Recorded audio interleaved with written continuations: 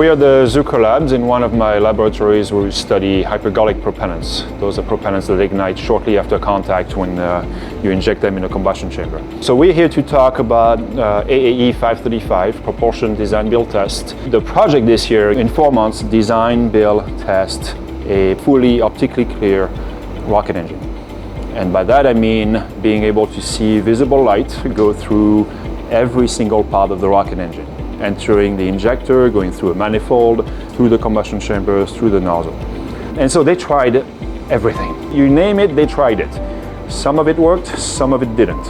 If I take this injector, for example, if you look at it from an angle, you will see that I can see the injector passages, and you can imagine the liquid passing through those passages, and eventually it will come out, and the combustion chamber is right downstream, right? So I can then match the two and observe my injector or my fluid entering the manifold, going through the injector, entering the combustion chamber, the two fluids interacting, eventually combusting and generating thrust and so forth. But then I can go upstream a little bit to meter the flow going through this injector.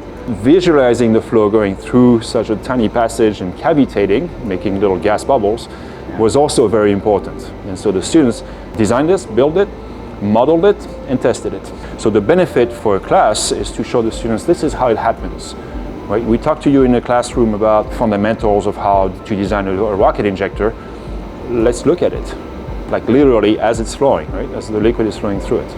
Designing, building, testing a rocket engine in a span of 4 months, I don't know of another class that does that. And that's really cool. That's what education is about. The point is to understand how things work fundamentally, iterate on designs very quickly, because not only you can make it, you can see it, you can see through it. This sort of tool, this sort of instrument can help us in our research to make progress faster on developing new rocket fuels.